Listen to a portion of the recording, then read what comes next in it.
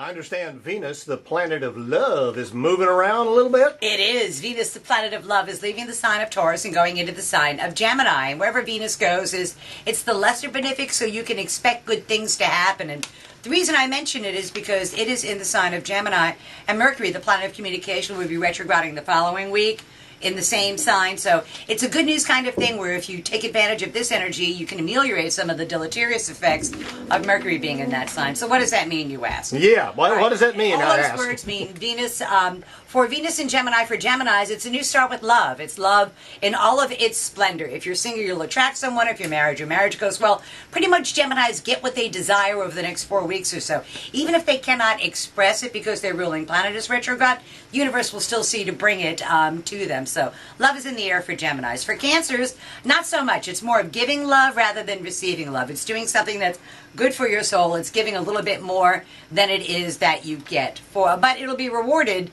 down the road when Venus goes into their sign in 4 weeks. For Leos, time to achieve a long-standing hope, wish, goal, or objective through the help of your well-placed male friends. And this is usually in the area regarding communication of some sort. So it's going to take a group effort, a group of people working together to bring the Leo what they want. And I'm on board with that. I'm on team Leo. For Virgos, it's in their 10th house of career and public standing, and they get to do 2 jobs.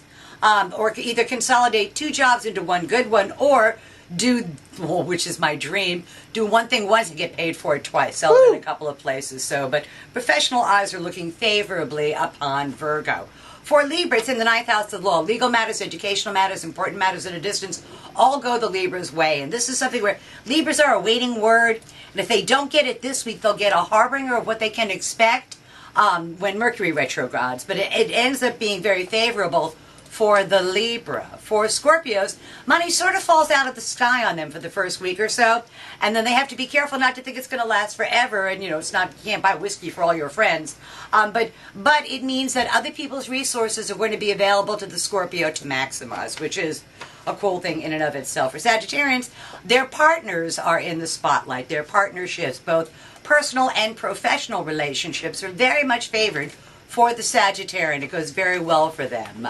For Capricorns, work and their responsibilities goes very well. Capricorns are likely to get a second job to go along with the job they already have. They're not likely to get paid for it right away, but if they do a good job with it, it ends up in July being a permanent kind of thing, and it's more money to go along with the more effort, which I think is very cool too. For Aquarians, it's all about love. It's about love. It's about creativity. It's about having a good time. It's about entertaining themselves and amusing themselves. And if they're single, they will attract someone. If they're married, that goes well. Very fertile time for Aquarians, and they need to know, because Gemini is a sign of duality. It's 2 things at once. So got to be really careful with what you ask for, Aquarians, because you're likely to get it in spades. For Pisces, it's in their 4th house of home. It's time to clean up things at home, to straighten things out at home, to organize your home, to purchase a new home even if you're not planning on living there right away. It's a very, very good time for any kind of home renovations. And it's 2 projects that can end up merging into one. Gotcha. For Aries, it's in their 3rd house of short distance, short duration travel. The travel light is lit for them. And it's not like here to California, but it's more out and backs. And it's continual out and backs. And it's also a good time for Aries to sign any kind of contract, or any kind of negotiation is likely to go the Aries way.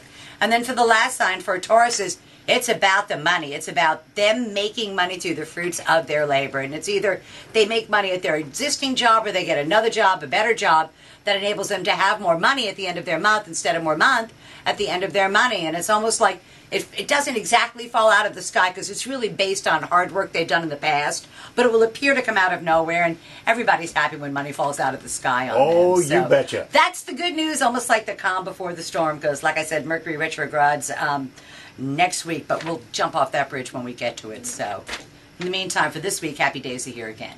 We'll see you next week with the bad news. Yeah, sorry, always a pleasure.